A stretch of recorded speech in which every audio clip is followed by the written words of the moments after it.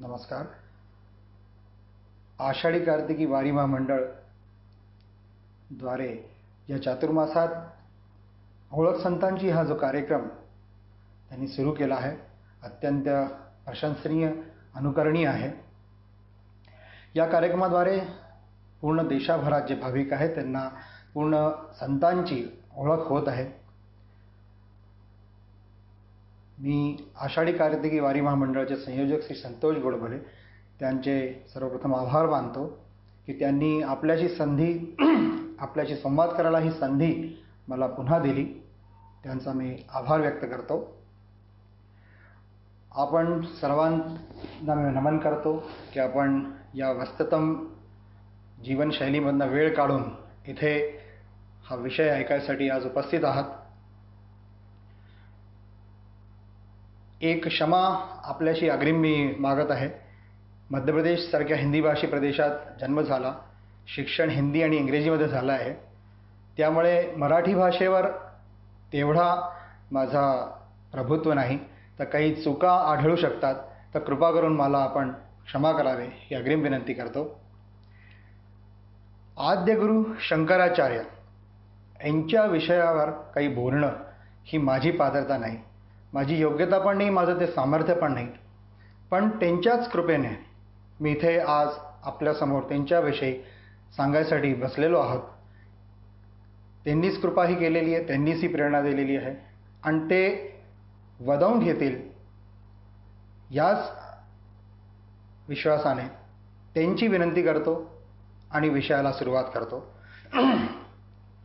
नारायणं पद्मभवं वसिष्ठं शक्तिं च तत्पुत्रपराशरं च व्यासं शुकं गौडपदं महान्तं गोविन्दयोगीन्द्रमथास्य शिष्यं श्रीशङ्कराचार्यमथास्य पद्मपादं च हस्तामलकं च शिष्यं तं त्रोटकं वार्तिककार्यमन्यान् अस्मद्गुरुसन्ततमानतोऽस्मि.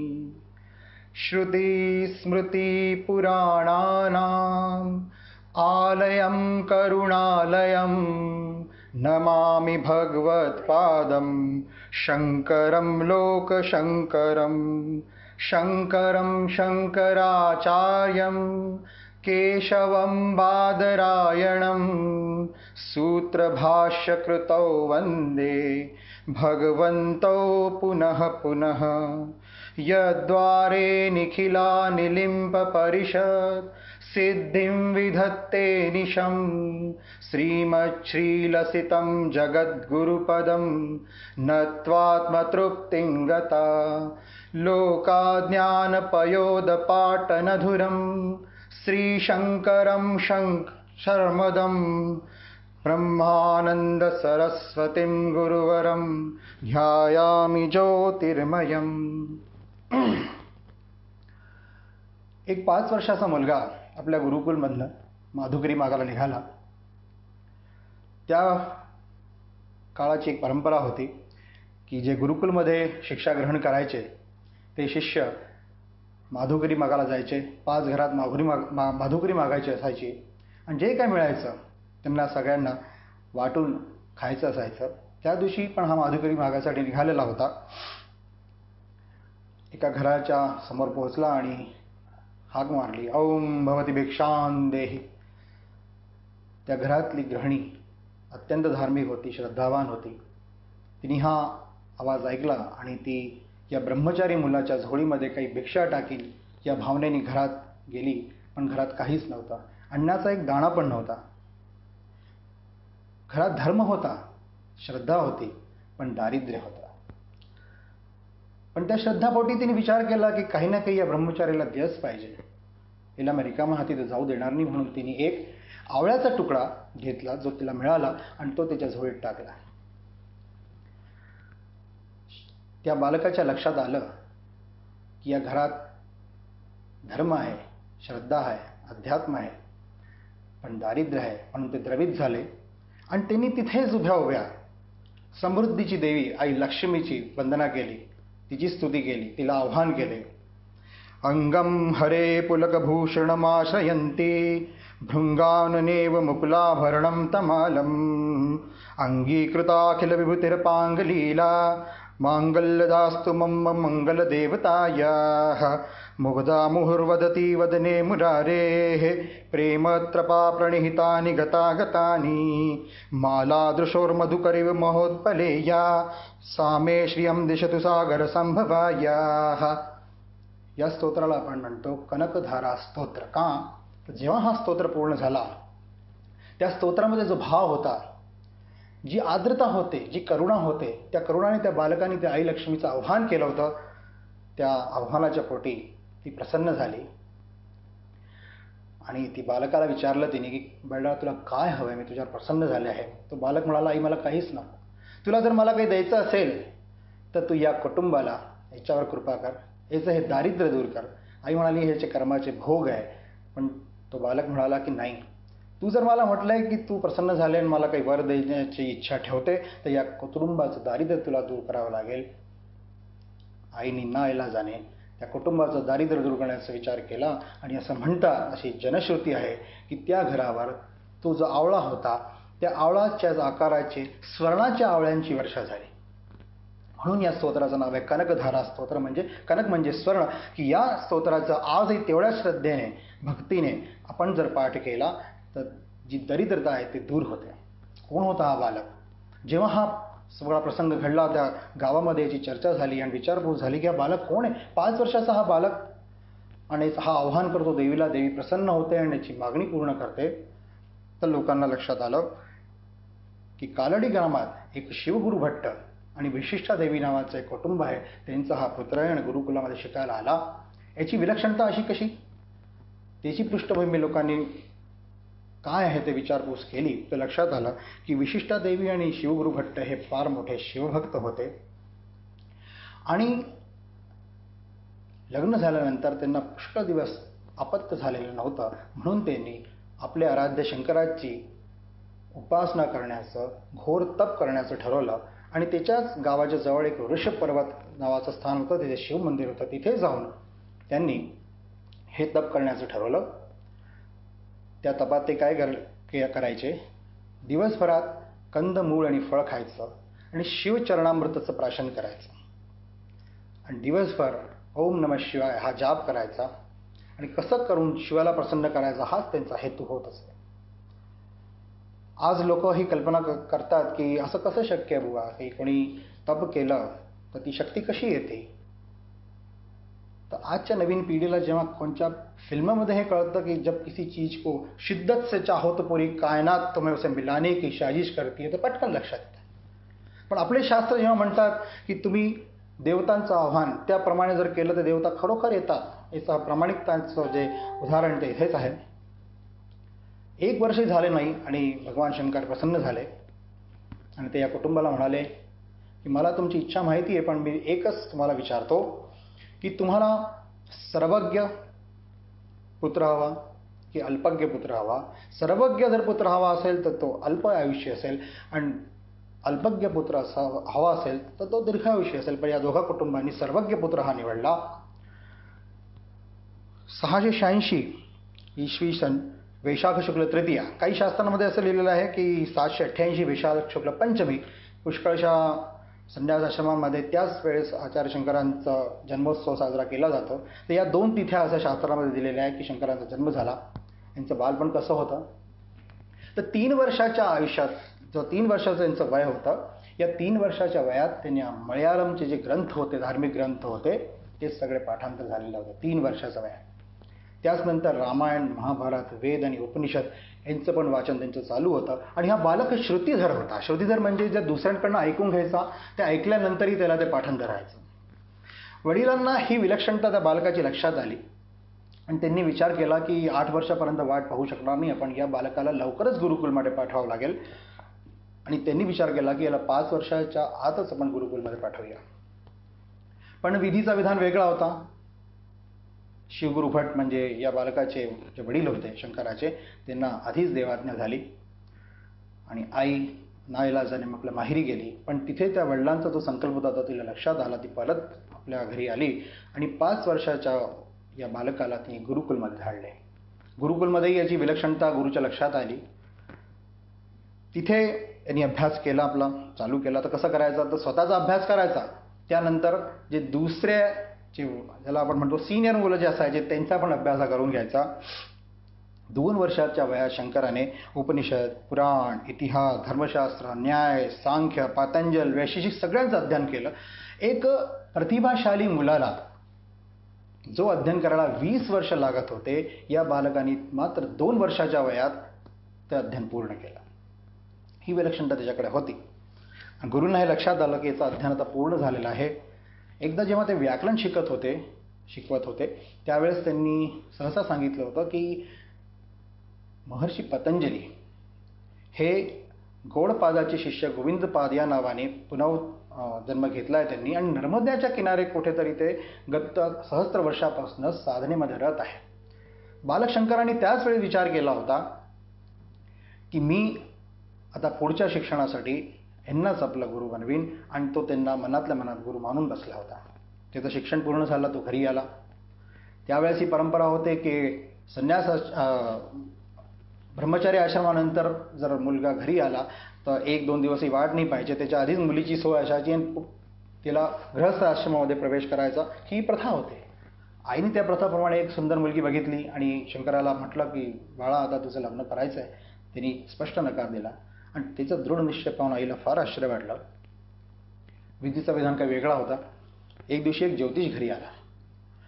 त्या ज्योतिषनी या बालकाची कुंडली बघितली आणि आईला सांगितलं, जे आधीच तिला लक्षात होतं पण तिला पुनर्स्मरण करवलं, की आई हा तुझा मुलगा जो आहे हा अल्प आयुष्य आहे. याचे 2 किंवा 3 वेळा मृत्यू येईल. पहिला मृत्यू गेला 8व्या वर्षातच येणार आहे, दुसरा मृत्यू गेला 16व्या वर्षात येणार आहे. 8व्या वर्षाचा मृत्यू कोणत्या एका तपाने किंवा संकल्पाने दूर होईल, आणि 16 वर्षाचा जो मृत्यू येणार आहे तो देवकृपेनेच दूर होऊ शकतो. आई घाबरली. हा मुलगा घाबरला नाही, पण याच्या मनामध्ये काही वेगळाच विचार आला, आणि याच्या मनात जो विचार आला तो की मला आता संन्यास घ्यायला हवा. संन्यासाचा संकल्प याच्या मनात जागृत झाला. त्यांनी आईला सांगितलं. एकुलता एक मुलगा, वडील नाही, आणि तो मुलगा आईला म्हणतो की आता मी संन्यास घेणार. आईला कसं वाटलं असेल, तसंच त्या माऊलीला वाटलं, आणि तिने याला थांबवायसाठी सगळे प्रयत्न केले. पण शंकरांनी आपल्या आईला कसं पाठवलं, कसं तिला तिची समजूत घातली, तो मकराचा प्रसंग सगळ्यांना आपल्याला माहिती आहे, म्हणून मी त्याच्या विस्तारात जात नाही. आईला नाईलाजाने त्याला स्वीकृती द्यावी लागली. शंकरांनी स्वतः विरजा होम नावाचा जो संस्कार असतो संन्यास घ्यायला, तो त्यांनी स्वतः आपला संस्कार केला आणि संन्यास घेतला. संन्यास घेऊन आता घर सोडण्याची वेळ आली. त्याने आईला सांगितलं की आई आता मी संन्यास घेतला, आता मी घरात राहू शकत नाही, आता मला पुढचं ज्ञान अर्जित करायला जावंच लागणार. आईने कसं बसं करून त्याला होकार दिला, पण एक तिने अट त्याच्यासमोर ठेवली की तू जातोय तू जा, पण माझी एक अट आहे की माझ्या अंतकाळी माझा अंतिम संस्कार तूच करशील. जर तू हे वचन मला देतो तर मी तुला जाण्याची परवानगी देते. बालक शंकरांनी आईला ते वचन दिलं आणि निघाला. त्यावेळेस शंकराचं वय होतं 8 वर्ष. कुठे केरळ आणि कुठे नर्मदा. तिला एवढंच माहिती होतं की नर्मदा काठी माझे गुरु मला भेटणार आहे, पण ते नर्मदा कुठे हे पण माहीत नाही. एवढं माहिती होतं की उत्तर दिशामध्ये जावं लागेल. हा तसाच निघाला. त्यावेळेस न तर आजच्यासारख्या काही सुविधा होत्या, न आज जसे आपण मार्ग बघतो, डांबरी मार्ग बघतो, काँक्रीटचे मार्ग बघतो, तसेही नव्हते. जंगलच जास्त होते. हा निघाला असेल 8 वर्षाचा चिमुकला, तर विचार करा, कल्पना करा. पायात काहीच नाही, दगडं, धोंडे, काटे हे तर मार्गात आलेच असणार. त्यानंतर खायची सोय कुठे, राहायची सोय कुठे, कुठेच नव्हती. कुठे कधी झाडाच्या खाली झोपले, कधी काही देऊळ आलं ते तिथे झोपले, जे भिक्षेत मिळालं ते खाऊन घेतलं. पण ध्येयनिष्ठा प्रबल होती की गुरुचा ध्यास होता की गुरुला शोधायचं, गुरुकडे जायचं. हा बालक निघालाय. आज 8 वर्षाच्या बालकाला आई कशी वागवते आपल्या सगळ्यांना लक्षात असेल. आपल्याला बालक विलक्षण करायचा असतो, त्याला घडायचं असतं तसं, पण त्याला वागणूक कशी द्यायची हे पण विचार करायला हवा, गरजेचा असतो. असो, बालक निघाला, सतत चालत गेला. केरळपासून त्या नर्मदे काठी जिथे हा पोहोचला आहे तो जो प्रवास होता तो 1666 किलोमीटरचा जो प्रवास आहे. एक वयस्क माणूस पण जेव्हा नर्मदा परिक्रमेला निघतो तर 25 किलोमीटरपेक्षा जास्त चालू नाही शकत. हा बालक चालला आहे आणि 2 महिन्यात तिथे पोहोचला आणि त्याला तिथे कळलं नर्मदा ठिकाणी तो स्थान आपल्या मध्य प्रदेशचाच आहे, ओंकारेश्वर, की इथे एक तपस्वी आहे जे गेल्या अनेक शतवर्षापासून तपश्चर्या करतात आहे. याला आनंद झाला. हा तिथे गेला तर तिथे बघितलं तर तिथे तर पहिलेपासूनच खूप शिष्यमंडळ जमा होतं. ते विचारलं हे काय, तर त्या सगळ्या शिष्यांनी सांगितलं की बाबा रे, आम्ही पण या तपस्वीची तपस्या पूर्ण झाल्याचं वाट पाहतोय की यांची तपस्या पूर्ण होईल आणि मी यांच्याकडनं दीक्षा घेऊ. काही जे भाविक होते त्यांचे तर वय झाले, वय वृद्ध झाले, ते गेल्या अनेक वर्षापासून त्या तपस्वीची वाट बघत होते. या बालकाची काही विलक्षणता त्यांना लक्षात आली की 8 वर्षाचा बालक हा पायी पायी केरळपासून इथे आलाय. मूर्ती तेजस्वी होतीच, बुद्धीची विलक्षणता होती.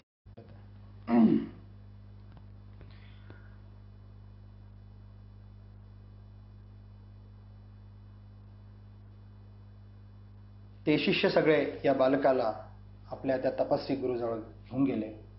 यांनी त्यांची मूर्ती पाहिली आणि लक्षात आलं की हो, हेच ते गुरु ज्यांचा ध्यास घेऊन मी आज केरळपासून इथे पायी पायी आलो आहे. तो त्यांच्या समोर उभा राहिला आणि स्तुती प्रारंभ केली. सगळे बघत होते की हा काय करतोय आणि हे तर इतक्या गेल्या अनेक वर्षापासून तपस्यामध्ये लीन आहे, हे काय याला प्रतिसाद देतील. आणि बालकाची स्तुती पूर्ण झाली आणि गुरूंच्या शरीरात हालचाल झाली आणि हळूच त्यांनी डोळे उघडले. चारीकडे हर्ष व्याप्त झाला की अरे, आपण ज्या क्षणाची गेल्या अनेक वर्षापासून प्रतीक्षा करत होतो, या 8 वर्षाच्या बालकाने तो क्षण आपल्या भाग्यात, आपल्या जीवनात आणला आहे. गुरूंनी त्याच्याकडे बघितलं, दृष्टीसंबंध झाला, दोघांना एकामेकाची ओळख पटली आणि गुरूंनी त्यांना दीक्षा दिली, आपलं शिष्य केलं. याचं शिक्षण सुरू झालं. पहिल्या वर्षी त्यांनी हठयोगाचा शिक्षा ग्रहण केली, दुसऱ्या वर्षी त्यांनी राजयोगाची शिक्षण ग्रहण केली आणि या दोघी योगांवर सिद्धता प्राप्त करून अलौकिक शक्तींमध्ये त्यांचा अधिकार झाला. त्यानंतर तिसऱ्या वर्षी आहे तो ज्ञान योगाचं शिक्षण प्रारंभ झालं. त्याच्यात त्यांनी श्रवण, मनन, निधिध्यासन, ध्यान, धारणा आणि समाधीचं ज्ञान प्राप्त केलं. याच ठिकाणीचा एक प्रसंग आहे. जेव्हा शिक्षा पूर्ण झालीच होती, गुरु आपल्या गुफेत ध्यानेत बसले होते. वर्षाकाल होता. नर्मदा नदी जी आहे आपली सगळ्यांची आपण ओळखतो, जेव्हा वर्षाचा ऋतू असतो तेव्हा ही कशी उफाणावर येते ते आपण सगळे बघितलं आहे. त्याच वेळेस त्या दिवशी 2-3 दिवसापासून खूप पाऊस येत होता आणि शिष्यांची ही काळजी होती की आपल्या गुरुची समाधी भंग होते की काय, का की ज्या गुफेत ते बसले होते तिथे नर्मदा काही फार लांब नव्हती. यांची चिंता बघून शंकराला पण लक्षात आलं की हे चिंतित कशाला आहे. तो म्हणाला की तुम्ही काही काळजी करू नका, मी बघतो काय ते. सगळ्यांना आश्चर्य वाटलं, हा 8 वर्षाचा मुलगा काय करेल. त्यांनी अवतीभोवती बघितलं आणि कुंभ त्याला दिसला. तो कुंभ घेतला आणि त्यांनी संकल्प पूर्ण त्या गुफेच्या द्वारेत ठेवला आणि आई नर्मदाची स्तुती प्रारंभ केली. ती स्तुती काय होती? सबिंदू सिंधू सुस्खलत तरंग रंग भंजितम द्विषत्सुपात जात जातकारी वारी संयुतम कृतांत दूत काल भूत भीतिहारि वर्मदे त्वदीय पाद पंकजम नमामि देवी नर्मदे त्वदंबुलीन दीनमीन दिव्य संप्रदायकम कलो मलोगहार भारि सर्वतीर्थ नायकम सुमच्छ कच्छ नक्र चक्रवाक चक्र शर्मदे त्वदीय पाद पंकजम नमामि देवी नर्मदे नमामि देवी नर्मदे नमामि मातु नर्मदे. आईची ज्या प्रकारे त्यांनी प्रार्थना केली, ज्या करुणतेने त्यांनी आज त्याला साथ घातली, आई नर्मदा प्रसन्न झाली आणि तिने आपलं रौद्र रूप सावरलं आणि त्या कुंभाला स्पर्श करून तिने आपला मार्ग पुन्हा आवरला. इकडे हा विलक्षण जो प्रसंग आहे ते सगळेच बघत होते. गुरुचं साधना पूर्ण झाली, त्यांचं ध्यान पूर्ण झालं आणि त्यांना शिष्यांनी हा प्रसंग सांगितला. गुरूंनी याला एक संकेत मानून घेतलं की हा तोच बालक आहे ज्यासाठी मी इतक्या वर्ष तप करत होतो आणि इथे मी जे तप करत होतो ते आता तप पण पूर्ण झालं, या शिष्याची शोध पण पूर्ण झाली, याची शिक्षा पण पूर्ण झाली. आता त्यांनी त्याला बोलवलं. ते म्हणाले, बाळा, तू ज्या प्रकारे या सहस्रधारा नर्मदेला एका कुंभासमोर अवरुद्ध केलं, त्याच प्रकारे तू महर्षी व्यासद्वारा रचित ब्रह्मसूत्रावर भाष्य करून अद्वैत वेदांताला सर्व जगात सर्वोच्च स्थानावर प्रतिष्ठित करण्याचे कार्य कर. यासाठी तुला आता पुढे मी काशी जाण्याचं आग्रह करतो की तू काशी जावे आणि पुढचा मार्ग तुला काशीमध्ये सापडणार आहे. गुरुनी आपला अवतार कार्य समाप्त केलं. शंकरांनी पण त्यांचा सगळा सोपस्कार केला आणि काशीसाठी निघाला.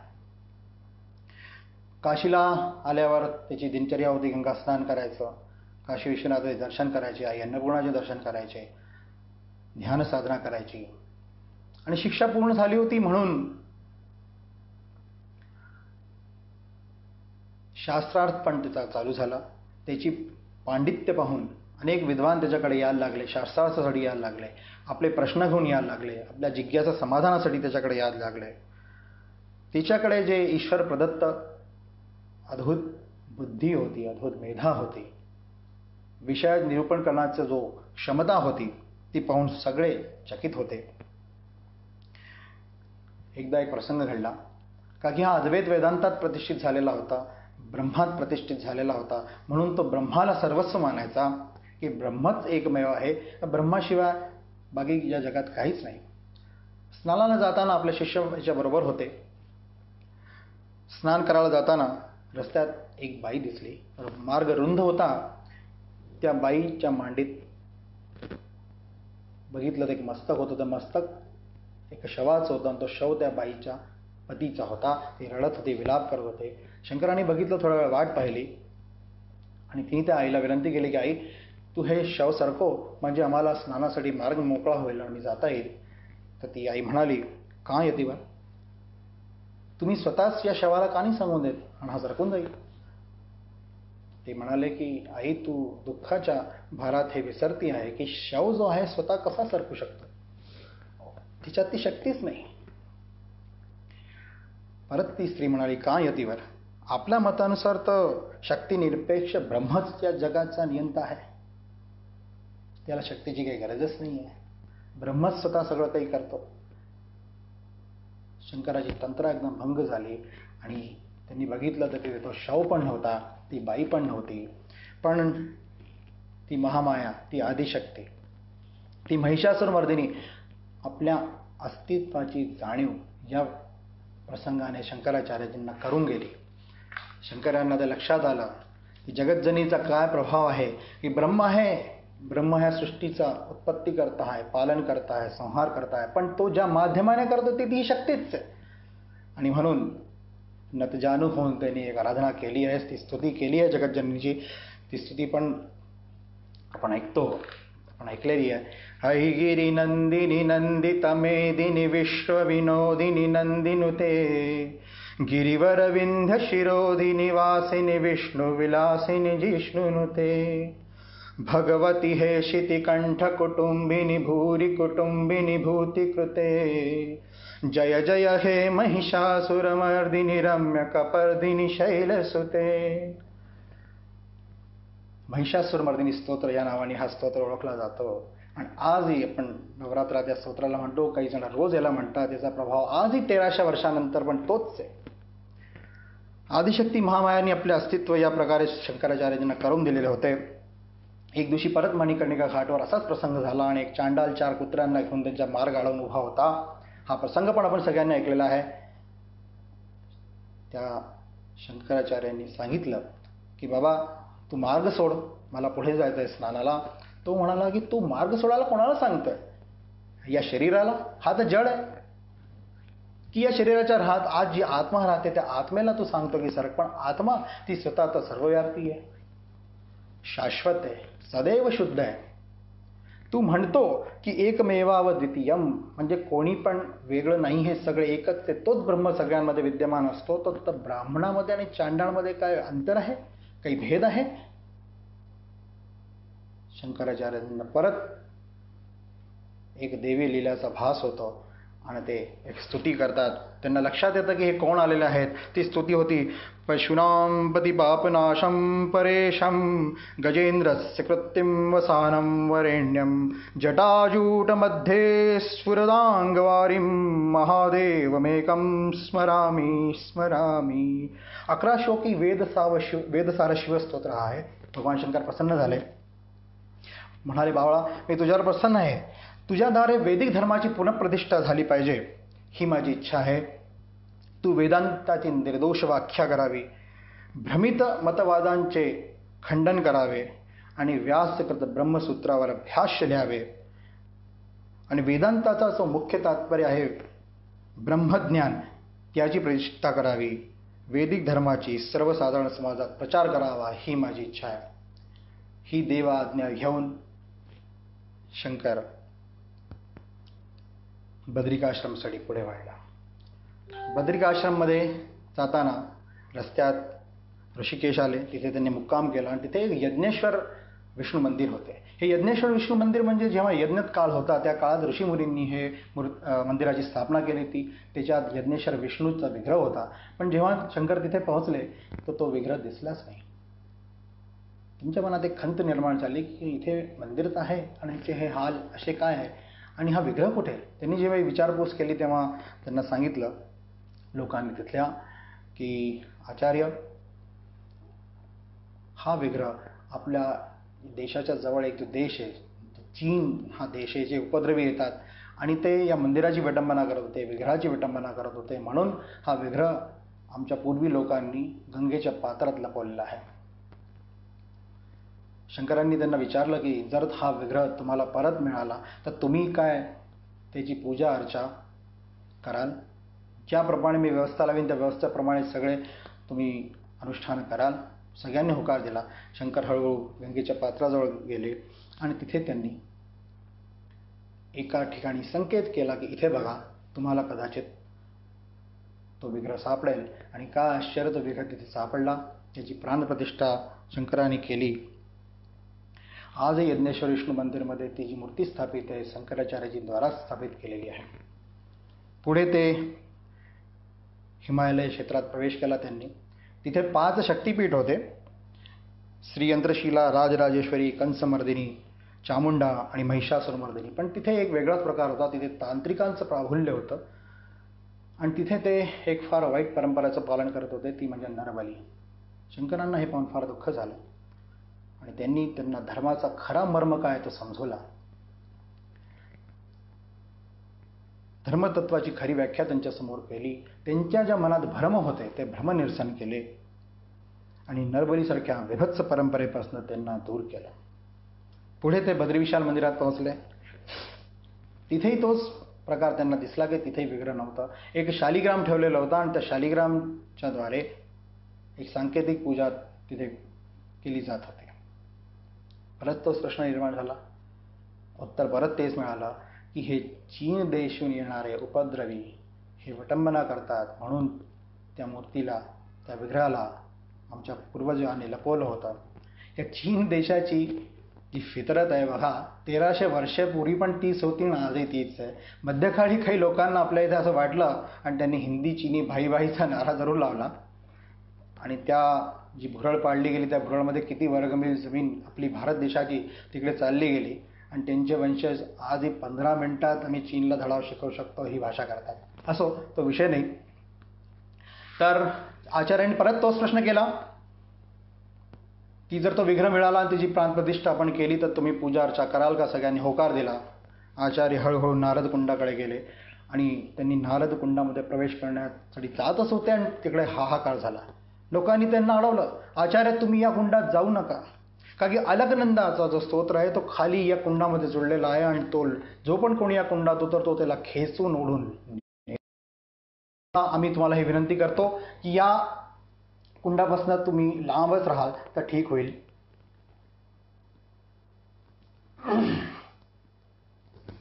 पण आचार्यांनी ऐकलं नाही. त्यांनी वचन दिलेला होता त्या विग्रहाला शोधायचा म्हणून ते कुंडात उतरले आणि चतुर्भुज नारायणाची मूर्ती घेऊन वरती आले.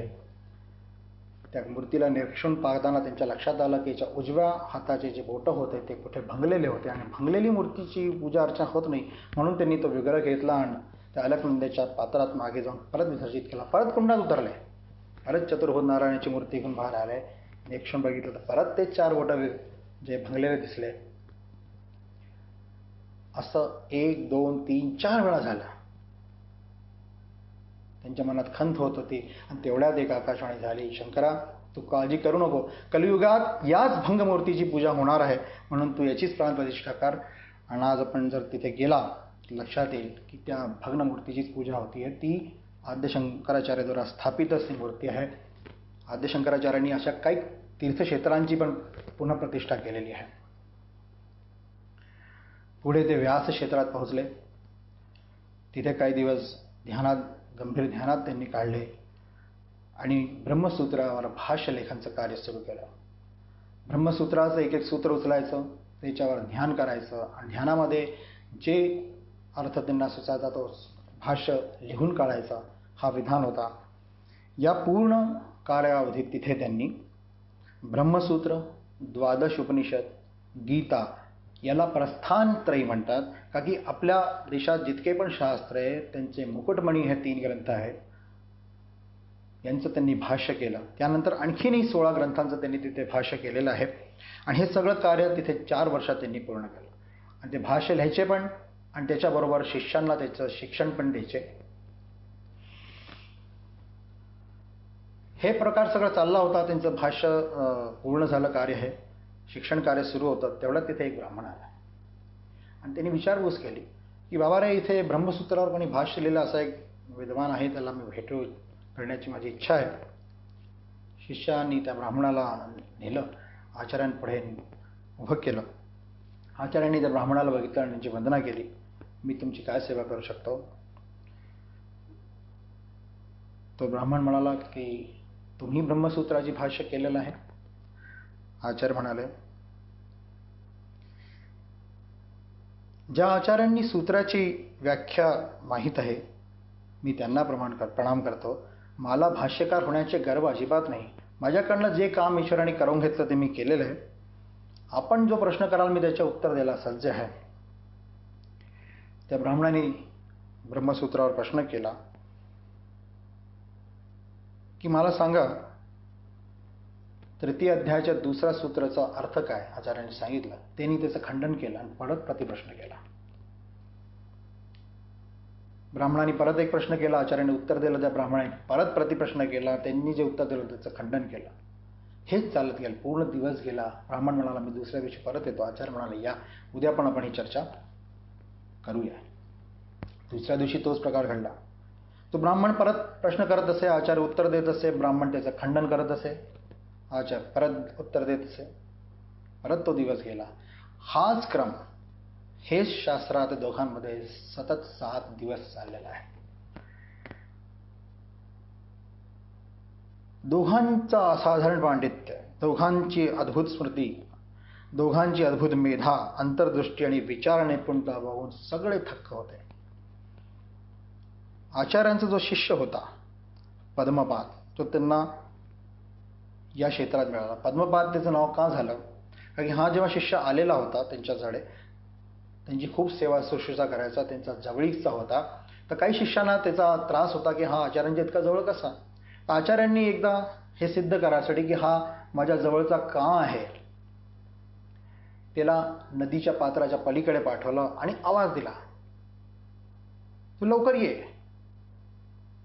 सनंदन नाव होतं त्यावेळेस त्याचं, की सनंदन तू लवकर ये.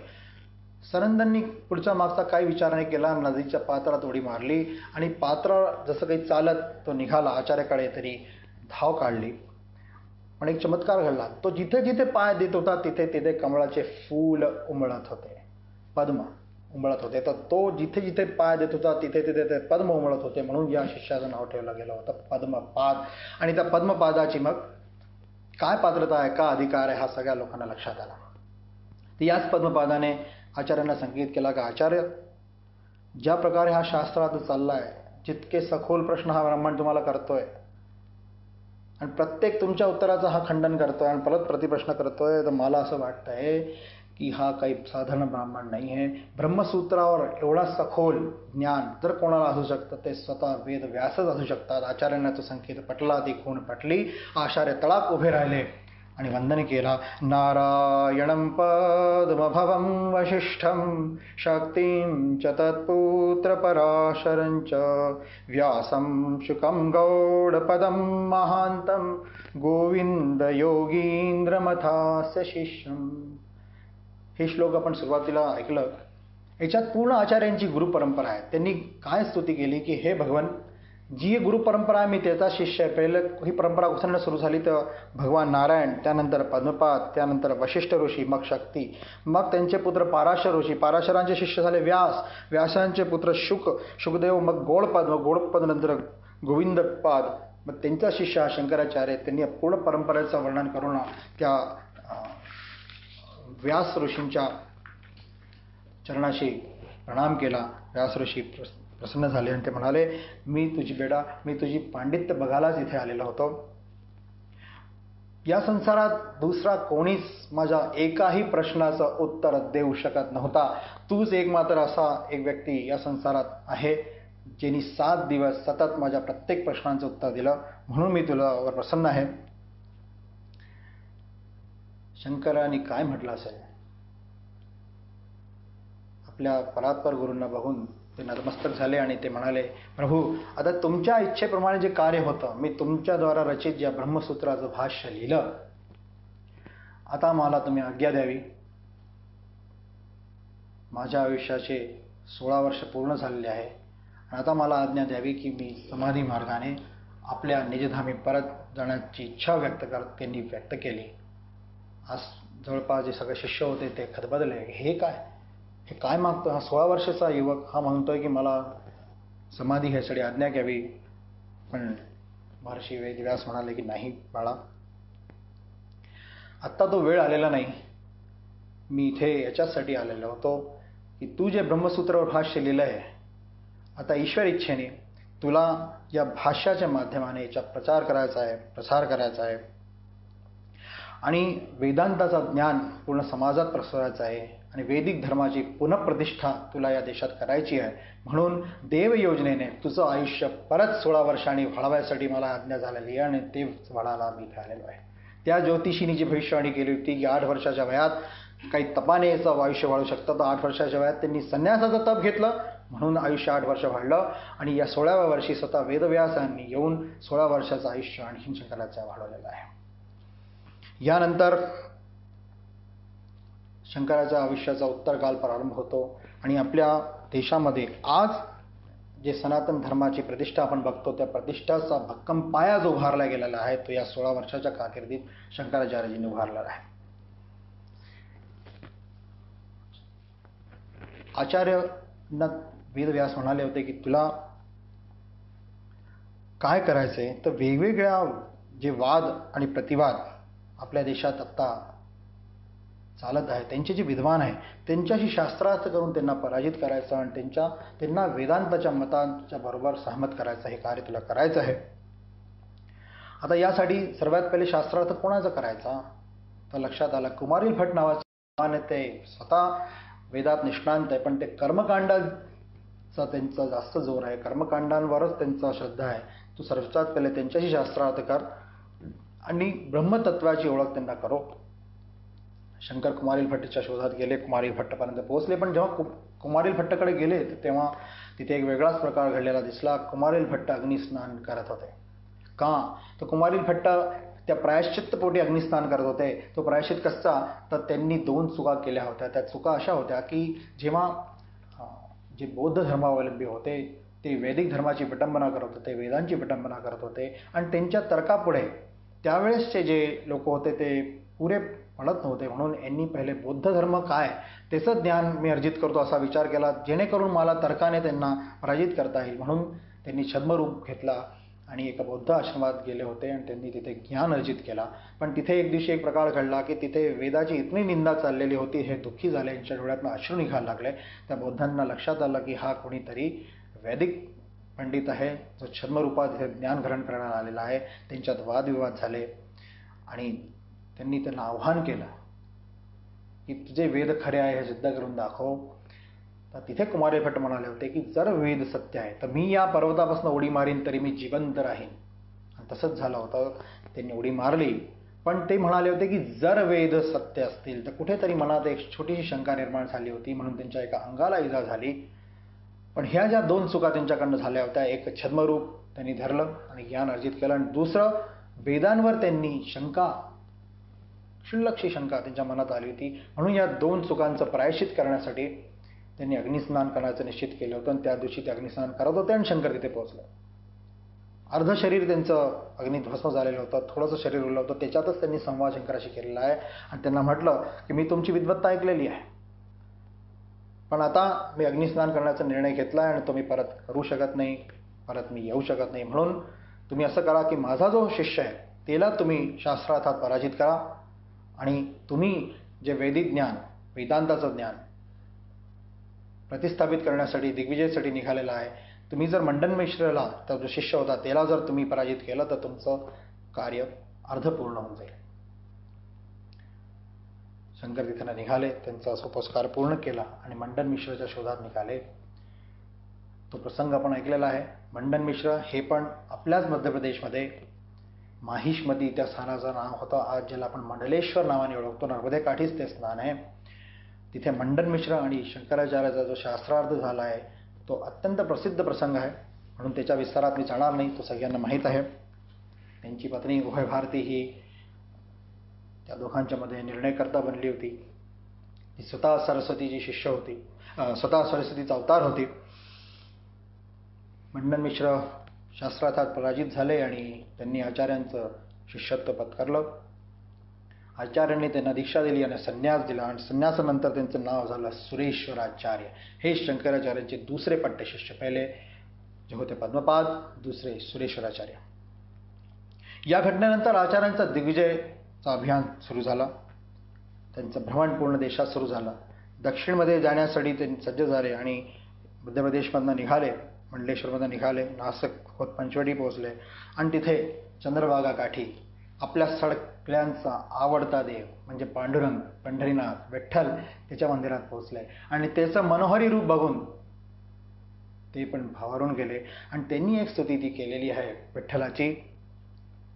महायोगपीठे तटे भीमारथ्यां वरं पुंडरीकाय दातुं निद्रेः समागत्य तिष्ठन्दमानन्दकन्दं परब्रह्मलिङ्गं भजे पाण्डुरङ्गं. तडिद्वाससं नीलमेघाभवासं रमामन्दिरं सुन्दरं चित्प्रकाशं वरं पिष्टिकायां समन्यस्तपादं परब्रह्मलिंगं भजे पांडुरंगम. याला पांडुरंग अष्टक नावाने आपण ओळखतो. तिथं पुढे श्रीशैल पोहोचले. तिथे कपालिकांचा प्रभाव फार जास्त होता, तांत्रिकांचा प्रभाव फार जास्त होता आणि आचार्य ज्या ब्रह्मात्म विज्ञानाला प्रचार करत होते, त्यांचे जे उपाय होते, संयम आणि साधना होती, त्यांच्या विरुद्ध या कपालिकांनी एक युद्ध जसा जणू काही छेडला होता. कपालिकांचा एक राजा होता कचरक.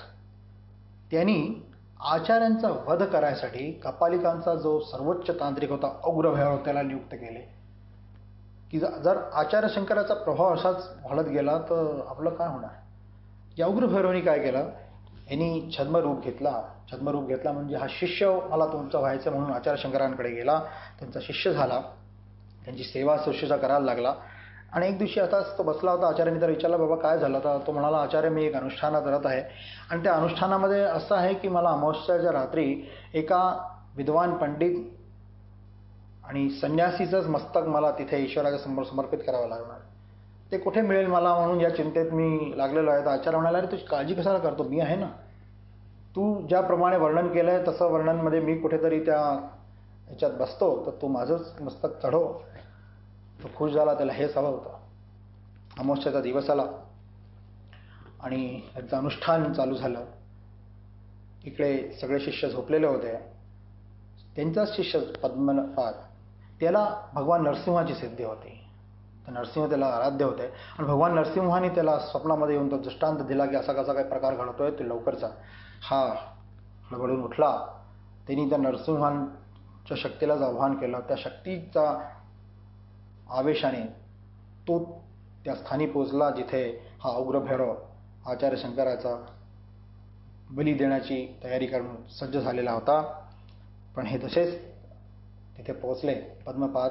तो जो दृश्य होता तो एकदम उलटला आणि तो आचार्यांचं मस्तकला काही इजा करण्याच्या आधीच पद्मपादनी त्या उग्रभैरवचा मस्तक त्याच्या धडापासून वेगळा केला. आचार्यांना दुःख झालं की अरे माझं शरीर कोणाच्या काही कामी आलं असतं, त्याचं अनुष्ठानासाठी ते त्याला हवं होतं. पण शिष्याने सांगितलं आचार्यांना की आचार्य, जसं तुम्हाला दिसतंय तसा प्रकार तो नाही आहे. तो तुमच्या वधच्या हेतूने इथे आलेला होता.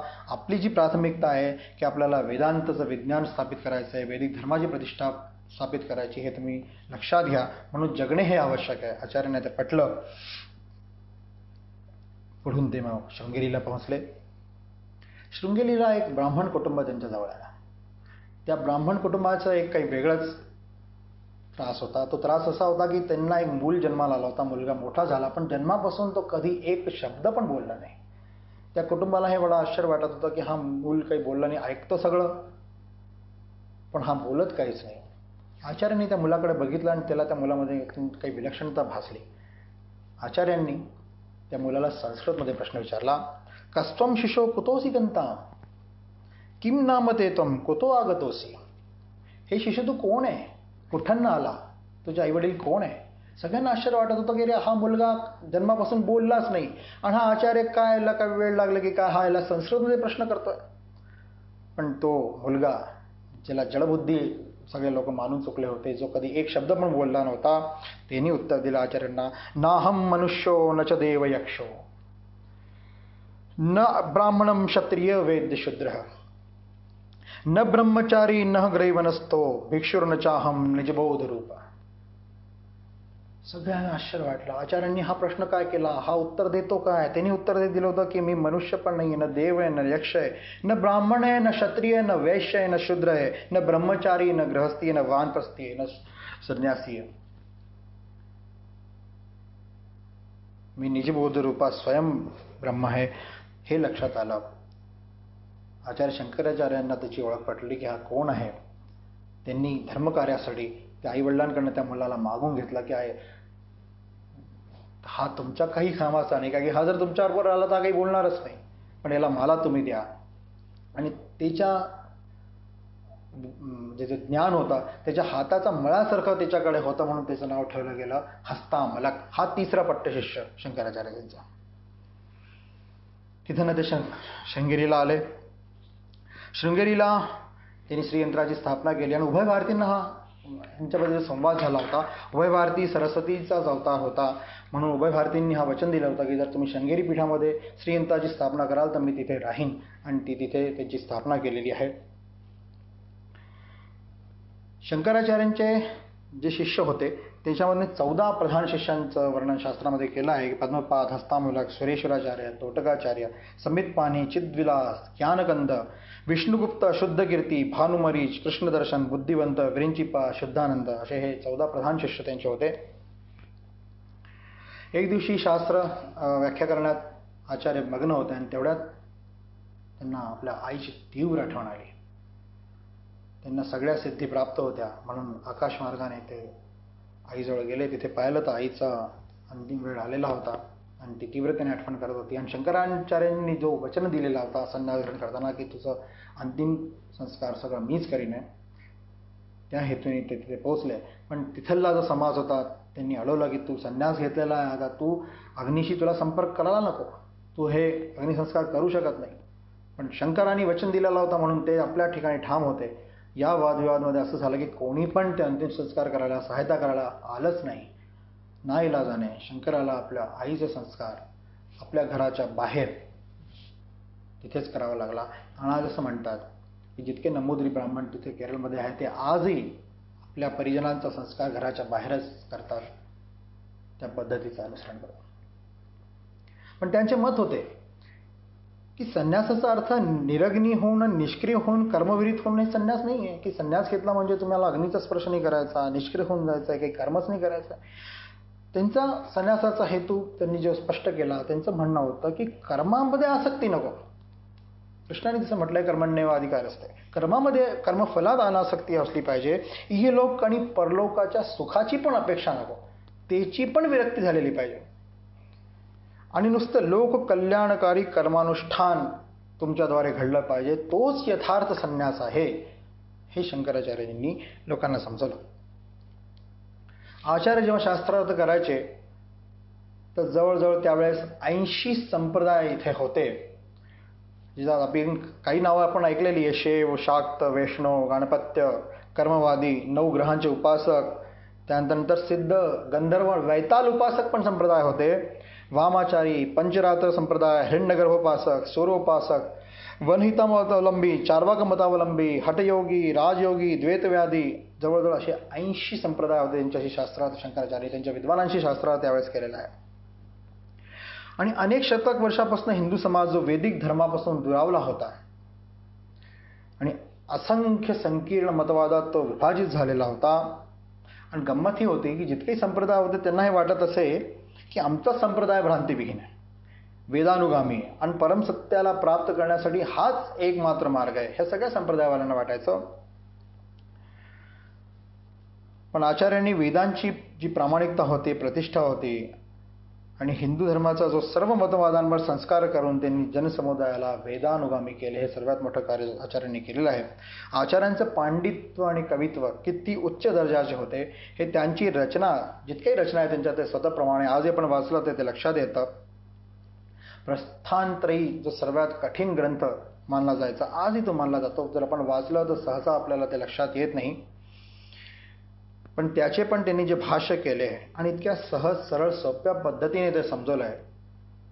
काही लोकांना वाटतं की ब्रह्मसूत्र म्हणजे हे काय, इतका क्लिष्ट ग्रंथ का होता. ब्रह्मसूत्र म्हणजे जो सर्वोच्च ज्ञान आहे, जे परम सत्य आहे ते ब्रह्मच आहे.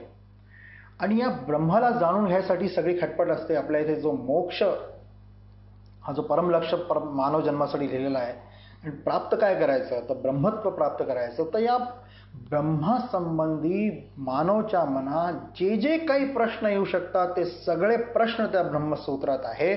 आणि त्याचं सगळं त्या प्रश्नांचे उत्तरं, सगळ्या शंकांचं निरसन या ब्रह्मसूत्र नामक ग्रंथात केलेलं आहे. तर खूप उच्च पातळीवर लिहिलेला ग्रंथ आहे. वाचायला घ्या तर खूप क्लिष्ट वाटतो, आधीच समजून घ्यायला जर नुसतं ब्रह्मसूत्र वाचलं तर अवघड जातं, पण शंकराचार्यांच्या भाष्याची जर जोड त्याला लावली तर समजणं थोडं सोपं होतं.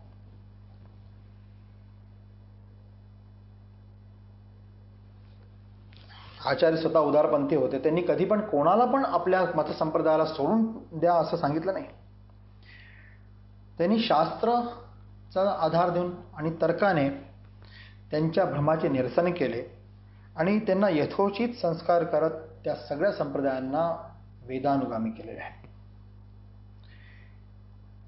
आचार्यांनी सगुण उपासनेसाठी पण नाही म्हटलेलं नाही, म्हणून त्यांनी त्या जे संप्रदाय होते सगळ्यांना एक करायला पंचदेव ही उपासना पद्धती चालू केली. आज आपण बघाल आपल्या देवाऱ्यामध्ये विष्णू पंचायतन असेल, कोणाकडे शिव पंचायतन असेल, 5च देवता मुख्य असतात, पण ज्यांच्याकडे जो प्रधान देवता आहे तो आपण केंद्रात ठेवतो.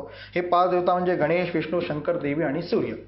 हे जे पंचायतन आहे हे शंकराचार्यांनीच या पंचायतन पूजनचा परंपरा चालू केलेली. हे 5 देवताची पूजा आणि 5 यज्ञ. ते 5 यज्ञ आपल्याला माहिती आहे, ब्रह्मयज्ञ, देवयज्ञ, भूतयज्ञ, ऋषीयज्ञ, अतिथी यज्ञ, हे सगळं करायचं त्यांनी, हे विधान त्यांनी लावून ठेवलेले होते. आचार्यांनी एक फार मोठं आणखीन काम केलेलं होतं की वैदिक धर्माची प्रतिस्थापना केली, पण यांचं संरक्षण कसं होईल यासाठी त्यांनी संन्यास संप्रदाय स्थापना केला. आणि ते संन्यास संप्रदाय त्यांना आपण दशनामी संप्रदाय म्हणतो. आज आपण बघितलं असेल जितके संन्यासी असतात त्यांच्या मागे काही ना काही प्रत्यय लागलेलं असतं. ते प्रत्यय म्हणजे सरस्वती, गिरी, पुरी, अरण्य, वन, तीर्थ, हे सगळे जे 10 संप्रदाय पूर्ण, हे 10 संप्रदाय संन्यास संप्रदाय शंकराचार्यांनी स्थापित केलेले आहे. त्यानंतर हे तर शास्त्र आधारे काम करणारे होते सगळे संन्यासी, पण कधी असे आक्रमण झाले की शस्त्रांचा उपयोग करावा लागला, तर शस्त्र पण जरुरी आहे, शास्त्र पण जरुरी आणि शस्त्र पण जरुरी आहे, म्हणून शस्त्राचा उपयोग करणारे नागा साधू असे आखाडे त्यांनी तयार केलेले, त्या आखाड्यांची त्यांनी स्थापना केली. आज आपण बघतो नागाळ साधूंमध्ये जो एक आवेश असतो, तो आवेश काय का की ते धर्माचे योद्धा आहे. ते धर्माच्या संरक्षणासाठी कोणत्या पण पातळीवर जायला सज्ज असतात. त्यांची सगळ्यांची आराध्य आद्यगुरु शंकराचार्यच आहे. आचार्य अनेक दिवस पदयात्रा करत पूर्ण देशाचं त्यांनी भ्रमण केले. आपल्या मध्य प्रदेश हे सौभाग्य आहे की अनेक वेळा ते इथे आले. उज्जैनला ते आले. उज्जैनला एक प्रसिद्ध विद्वान होते भास्कर पंडित, त्यांच्याबरोबरही महाकाळ मंदिरात त्यांचा शास्त्रार्थ झालेला आहे. तिथून ते पुढे गिरनार गेले, मग सोमनाथ गेले, मग द्वारका गेले, तिथून कोकण, मग सिंधू देश, सर्व ठिकाणी त्यांनी वैदिक धर्माचा प्रचार केलेला आहे. गांधारी गेले, जे आज आपण काबूल आणि पेशावर जिथे म्हणतो, तिथे त्यावेळेस बौद्ध धर्माचा फार प्रादुर्भाव होता. काही जीवनीकारांचे मते ते इराण आणि इराकलाही गेलेले आहे, असं त्यांनी त्यांचाही संदर्भ दिलेला आहे. तिथे बौद्ध धर्माचं प्राचुर्य होतं. तिथे एक एक करून बौद्ध विद्वानांचे त्यांचा शास्त्रार्थ झाला आणि आचार्यांनी सिद्ध केले की बुद्ध देवानी पण जो वैदिक धर्माचं अनुसरण करूनच साधना केली होती आणि त्यांनी जो परमज्ञान प्राप्त केला तो वेदाच्या आधारावरच त्यांनी प्राप्त केलेला आहे. पण उत्तर काळात बुद्धांचा उपदेशांचे बरोबर निरूपण झालेले नाही, त्यांचा भाष्य बरोबर झालेलं नाही, म्हणून बौद्ध अनुयायी सगळे वेदविरोधी झाले, हे त्यांचं मत होतं. म्हणून त्यांनी भगवान बुद्धाला दशावतारमध्ये स्थान दिलं, हे आपल्याला सगळ्यांना माहिती आहे. परत सगळं भ्रमण झाल्यानंतर आचार्य काश्मीर पोहोचले आणि काश्मीरमध्ये एक प्रसिद्ध शारदा पीठ होते. आता ते शारदा पीठ काय होते तर ते भारतीय संस्कृतीचे अत्यंत महत्त्वपूर्ण आणि प्रधान केंद्र होते, जिथं संस्कृतीसाठी जितका पण ज्याला म्हणतो आपण स्तोत्र जो होता, भारतच्या संस्कृतीला पुष्पित आणि पल्लवित करायचा जो स्तोत्र होता, जो मुख्य स्थान होतं ते काश्मीरचं ते शारदापीठ होतं. आणि हेच यवनांना लक्षात घ्या, म्हणूनच काश्मीर हमेशा त्यांच्या टार्गेटमध्ये असतो. ते नेहमी तो काश्मीर बळगण्यासाठी प्रयत्न सतत करत राहतात. आजही ते किती प्रयत्न करत आहे आपल्याला माहिती आहे. तिथं त्या ब्राह्मणांना दूर करायसाठी त्यांनी ब्राह्मणांचा नरसंहार केलेला आहे, त्यांच्या आई आणि बहिणींची विटंबना केलेली आहे, कोणत्या थरावर ते गेलेलं आहे, याचं मुख्य कारण एक हा पण आहे. रणनीतिक कारण वेगळं आहे, पण धार्मिक कारण हा आहे. आणि तो जी शारदापीठ होती त्या शारदापीठचं एक वैशिष्ट्य होतं की त्या पीठवर कोणाला अधिकार होता बसण्याचा, तर जो सर्वज्ञ, सर्व शास्त्र विशारद, ज्याला सर्व शास्त्र, जितके शास्त्र या जगात आहे त्या सगळं शास्त्रांचं ज्ञान असेल, जो पराविज्ञामध्ये तज्ज्ञ असेल आणि जो ब्रह्मज्ञानात प्रतिष्ठित झाला असेल, अशा विद्वानाला त्या शारदापीठवर आरूढ होण्याचा अधिकार असायचा. आणि त्याच्यासाठी परीक्षण व्हायचं. तिथे 4 द्वार होते, प्रत्येक द्वारावर वेगळे वेगळे संप्रदायाचे सगळे विद्वान तिथे गोळा व्हायचे आणि ते प्रश्न करायचे. आणि जर त्या प्रश्नाचं उत्तर दिलं तरच तुम्हाला मंदिरमध्ये प्रवेश करण्याचा अधिकार असायचा. तसंच झालं. शिष्यांनी आचार्यांना विनंती केली की आचार्य, तुम्ही जर शारदापीठवर आरूढ झाला तर एक फार मोठं काम होईल, का की जी तुमची प्रतिष्ठा वाढेल, जो सन्मान तुम्हाला मिळेल, त्याचा लाभ आपल्याला वैदिक धर्माच्या स्थापनेसाठी मिळेल. आचार्य या तर्काने सहमत झाले आणि त्या शारदापीठवर आरूढ व्हायसाठी निघाले. आचार्यांची जी मूर्ती होती ती अद्भुत होती. गैरिक वस्त्र, दंड कमंडलू त्यांच्या हातात असायचे. अनेक शिष्य समुदायाबरोबर असायचा. ते त्या मंदिराच्या द्वारी पोहोचले आणि तिथे जे प्रतिवादी बसले होते त्यांनी प्रश्न विचारला की तुम्ही काय विचार करून इथे आला, तुम्हाला का वाटतं असं की तुम्ही अधिकारी आहात या शारदापीठवर बसायचा,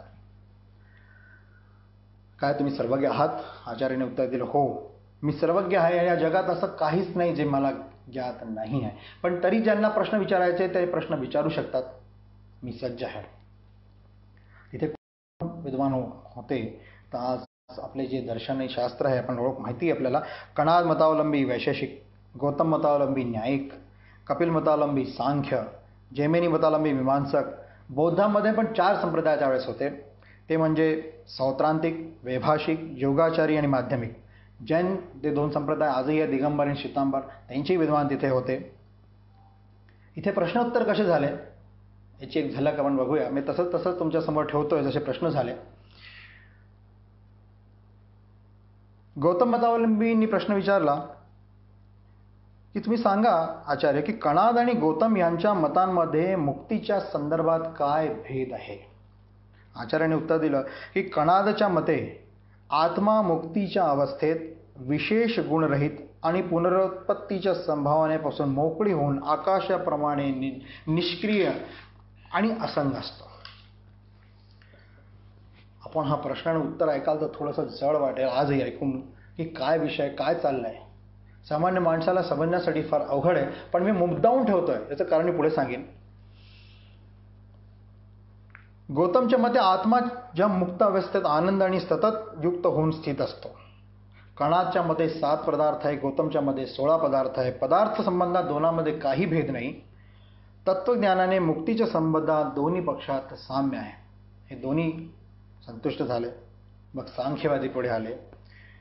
ते म्हणाले जर तुम्ही शास्त्र विशारद आहात तर सांगा की सांख्य मतात मूल प्रकृतीत विश्वप्रपंचाचे जे कारण तत्व आहे ते स्वतंत्र आहे की चिदात्मा पुरुषाच्या अधीन आहे. हा प्रश्न आपल्याला समजायलाच इतका अवघड आहे. त्यांनी उत्तर दिलं की अरे त्रिगुणात्मक आणि नामरूप विशिष्टा मूल प्रकृती प्रकृतींच्या मते स्वतंत्र आहे. ह्यानेच विश्वप्रपंचाचा आविर्भाव होतो. ही स्वतंत्र मूल प्रकृती संसाराचे कारण आहे. पण वेदांत मते ही मूल प्रकृती माया चैतन्य ब्रह्माच्या देणे. त्यांनी तिथे वेदांताचं पण मत मांडलं आहे. त्यांच्यामध्ये अनेक क्लिष्ट विषयांवर विचारविमर्श झाला. सांख्य मतवादी संतुष्ट झाले.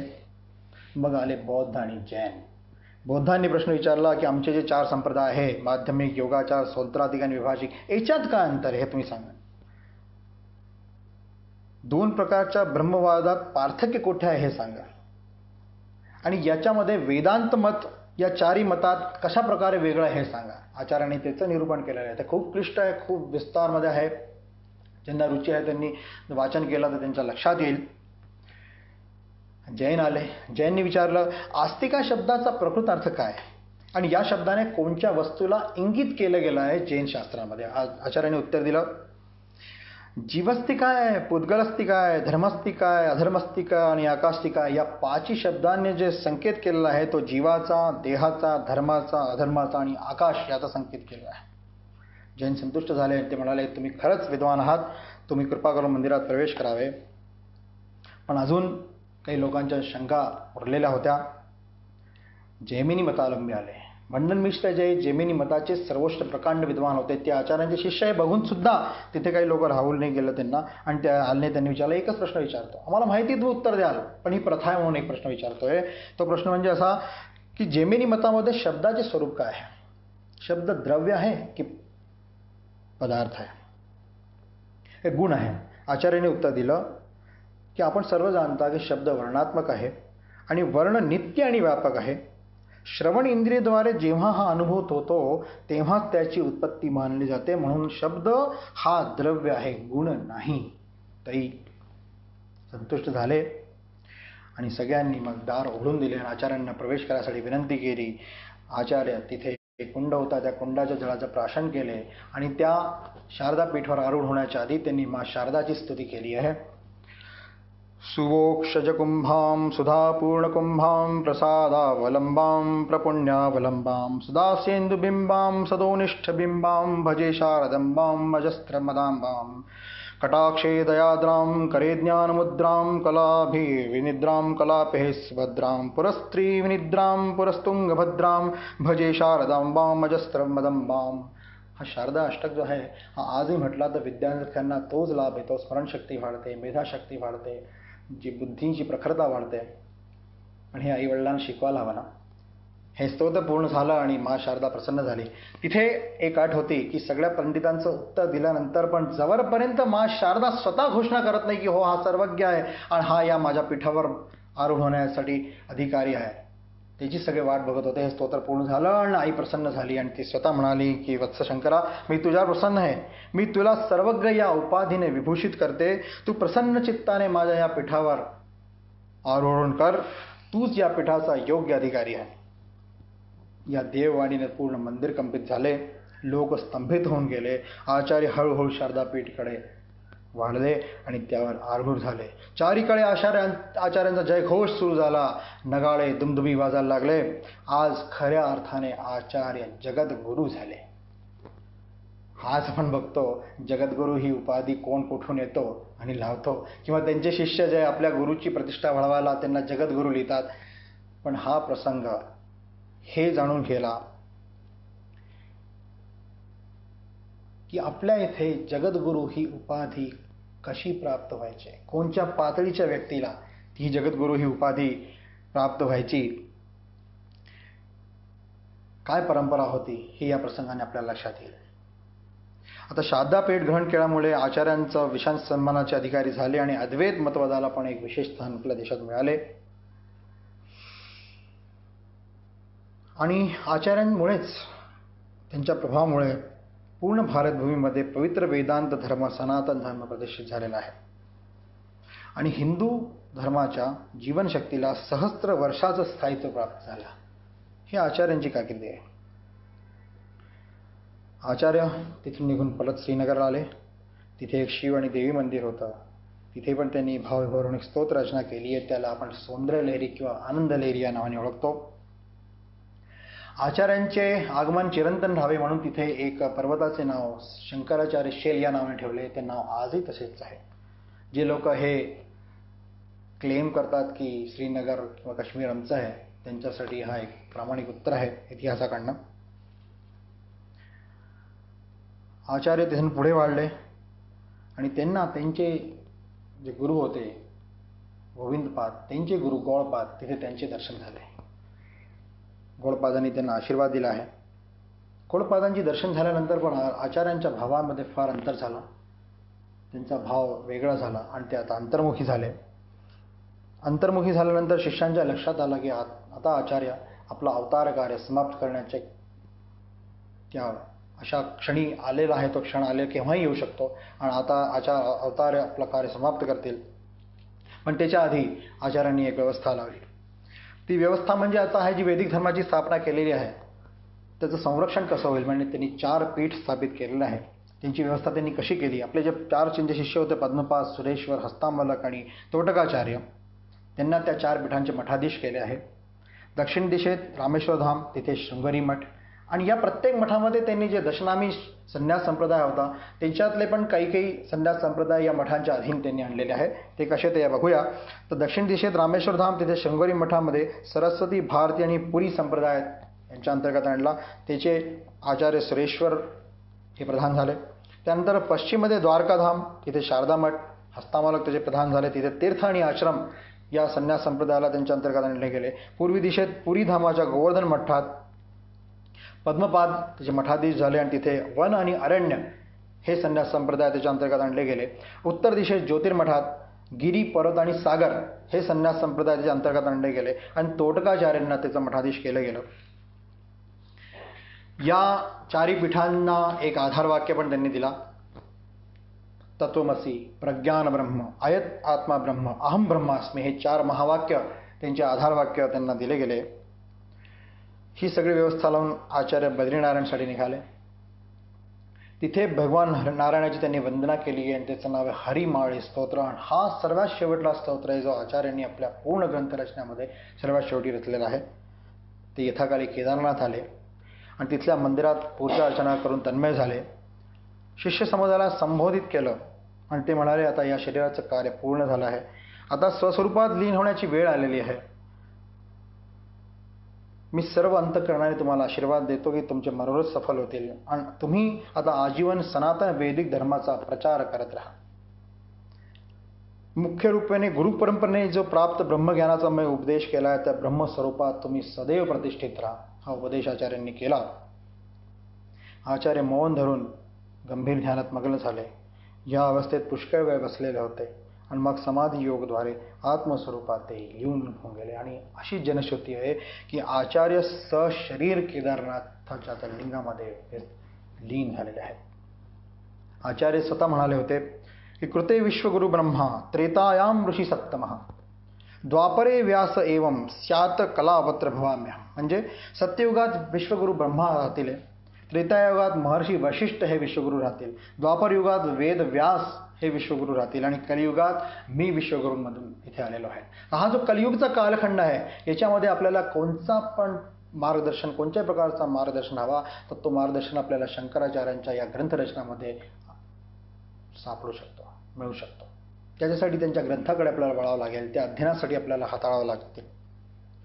आपण दुसऱ्या धर्माच्या जे प्रचाराची पद्धती जी बघितली आहे, काही धर्माने तलवाराच्या बलावर आपलं प्रस्थ वाढवला, काहींनी प्रलोभनाच्या माध्यमे आपला प्रस्थ वाढवला, पण आपल्या इथे वेदांच्या उद्घोषाने, देवतांच्या स्तुतीने, मंत्रोच्चाराने हिंदू धर्माचा प्रसार झालेला आहे.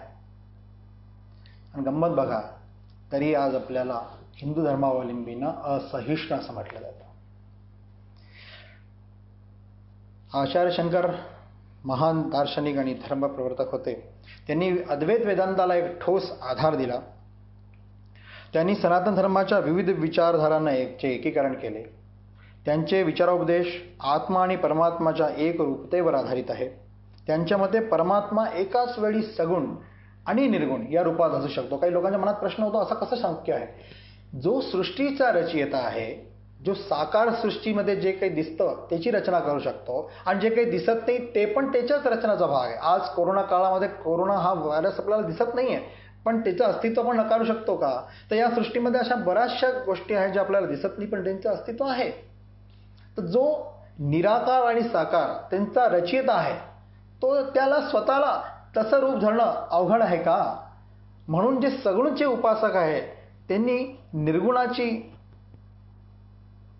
निर्गुण उपासकांची अवहेलना करणे किंवा त्यांचा उपास करणे योग्य नाही. आणि निर्गुणचे जे उपासक आहे त्यांनी सगुण उपासकांची उपहास करणं, थट्टा करणं हे पण योग्य नाही. म्हणून आचार्यांनी तुम्ही बघा सगुण उपासकांसाठी पण इतके स्तोत्र आणि इतके ग्रंथ रचलेले आहे की त्याचं अवलंबन करून पण ते ईश्वराला प्राप्त करू शकतात. तसेच निर्गुण म्हणजे ज्ञान मार्गाचा जो अवलंबन करतो त्यांच्यासाठी पण ब्रह्मसूत्र आणि प्रस्थानत्रयीसारख्या ग्रंथांचं भाष्य लिहिलेलं आहे की त्यांचं अनुसरण करून पण ते ब्रह्मतत्वाचा आपण प्राप्त करू शकतो. आचार्यांकडे तिन्ही जे योग आहे भगवान कृष्णाने सांगितलं ते कर्मयोग, भक्ती और ज्ञान योग या त्रिवेणीचा संगम म्हणजे आचार्य शंकराचार्य आहे. तिन्ही मार्गांचं अवलंबन करून ज्यांना पण त्या ईश्वरा तत्वाची प्राप्ती करायची आहे त्यांना सगळ्यांना त्या साधनाचा मार्ग, त्यांच्या मनाची जिज्ञासा आहे त्या जिज्ञासांचं निसरण, ते जे साधना करतात ते साधण्यासाठी पुढचं मार्गदर्शन सगळं शंकराचार्यांकडे मिळू शकतं. आज आपण बघतो जगामध्ये ज्या प्रकारे जितके कट्टरताचा माल सगळ्या दूर चाललेला आहे, सगळ्यांना वाटतं की आम्हीच, आणि जे विशेषकर जे एकेश्वरवादी धर्म आहे जे म्हणतात की आम्ही एकच ईश्वर आहे. अगदी बरोबर आहे, आपल्या इथे तेच सांगितलंय. शंकरांनी हेच सांगितलं की ब्रह्म सर्वम खल्विदम ब्रह्म, हा जो उद्घोष त्यांनी केला होता तो काय, तो हेच आहे की ईश्वर एकच आहे. पण त्या निर्गुण आणि निराकार ईश्वराच्या पर्यंत पोहोचण्यासाठी जो साधा आणि सरळ सोपा मार्ग आहे ते सगुण उपासना करणंच आपण जाऊ शकतो. तर त्याच्यासाठी मग त्यांनी सगुण उपासनाला आपण पंचदेव जी उपासना पद्धती लावली त्याच्या माध्यमाने तुम्ही जाऊ शकता. जे स्तोत्र रचना त्यांनी केलेली आहे भजगोविंदम अत्यंत प्रसिद्ध स्तोत्र, भक्ती मार्गाचा जो कलश ज्याला आपण म्हणू शकतो, असे ते सगळे स्तोत्र आहे जे आचार्याने रचलेले आहे. तर आज आपण जर बघितलं तर विश्वाला वेदांताचीच गरज आहे. आज जी ज्ञानाची प्रचुरता आपण बघतो, धर्माची जी भिन्नता आपण बघतो, जीवनशैलीमध्ये जी जटिलता आपण बघतो आणि त्याच्याद्वारे जे नैराश्य एक सर्वेदूर पसरलेलं दिसतं, त्या सगळ्या नैराश्याला दूर करायला, सकारात्मकता वाढवायला एक वेदांत हे मूल उत्तर सगळ्यांसाठी आहे. शंकराच्या अद्वैत वेदांताचा सार होता की ब्रह्म आणि जीव मुळात एकच तत्व आहे. ते जे आम्हाला अंतर जो दिसतो त्याचं कारण आमचं अज्ञान आहे. काही लोकांना या असं वाटतं की असं कसं शक्य आहे, आम्हाला ब्रह्म कसं आम्ही ओळखू शकतो. ब्रह्मसूत्रात जर तुम्ही वाचाल तर लक्षात येईल, त्यांनी सांगितले की प्रत्येक मानवाला त्या ब्रह्माची जाणीव असते. हे वाक्य जे म्हणतोय काही लोकांना आश्चर्य वाटेल की असं कसं शक्य आहे, ब्रह्मसूत्र असं कसं सांगू शकतो. तर ती जाणीव काय की आम्हाला सगळ्यांना माहिती आहे की आम्ही जे जगतो ते नुसतं आमच्या जो आत्मतत्व आहे त्याच्यामुळे जगतो. तो आत्मा जर हे शरीर हे देह सोडून चालला गेला तर आम्ही मृतप्राय होऊन जातो, जगूच शकत नाही. तर आत्म्याची जाणीव सगळ्यांना आहे आणि तो आत्माच त्या परमात्माचा अंश आहे हे सगळ्यांना माहिती आहे. तर जर तो आत्मा आम्ही जाणून घेतला, आत्मामध्ये जाणून काय घ्यायचं आहे, आम्हाला माहिती आहे त्या आत्म्याचं अस्तित्व आहे, पण तो दिसतो कसा, त्याची प्रकृती काय, त्याचा स्वभाव काय, हेच जाणून घ्यायसाठी आम्हाला चिंतन, मनन, निधिध्यासन, ध्यान आणि धारणा ही करायची जो मार्ग शंकराचार्यजीने दाखवला आहे ते जर आम्ही केला तर आम्ही आत्माचं स्वरूप जाणून घेऊ शकतो. आणि आत्माचं स्वरूप जाणून घेतलं तर त्या परमात्मा पर्यंतला आपण जाणून घेऊ शकतो. हे भाताच्या शीतासारखं आहे. एक भाताचं शीत बघितलं की पूर्ण भात कसा आहे, एक सागरचा बूंद ओळखला की पूर्ण सागर कसा आहे लक्षात येतं. तसं आपलं आत्मतत्व आपण बघितला तर तो परमात्मा कसा आहे हे आपल्याला लक्षात येईल. हेच ब्रह्मसूत्रात सांगितलेलं आहे. प्रवृत्ती धर्म आणि निवृत्ती धर्म आपल्याला जसं म्हटलंय, प्रवृत्ती धर्म आपल्याला जप, तप, कर्मकांड हे पूजासाठी हे करतो, पण त्याच्यात जे प्राप्ती होते ते पण सगळी स्थायी नाही आहे, अस्थायी. तुम्हाला स्वर्गही मिळाला तर एक काळापर्यंत तुम्ही स्वर्गाचा उपभोग करू शकाल, पण जे प्राप्त करायचं आहे निवृत्ती धर्माने तो मोक्ष आहे जो चिरस्थायी असतो, हे ब्रह्मसूत्रात सांगितलं गेलेलं आहे. म्हणून ब्रह्मसूत्राकडे आपल्याला वळायचं, म्हणून वेदांताकडे आपल्याला वळायचं. आचार्य शंकर हे असे महासागर होते की ज्याच्यात द्वैत, अद्वैत, विशिष्ट अद्वैत, सगुण उपासना, निर्गुण उपासना, कर्मयोग, भक्तियोग, ज्ञानयोग सगळ्या या धारांचा संगम आचार्यांच्या इथे होता. जे मत जे आजही मानतात त्या मतांना मध्ये जे प्रश्न निर्माण होतात त्या सगळ्या प्रश्नांचे उत्तर आचार्यांकडे त्यांना मिळू शकतात.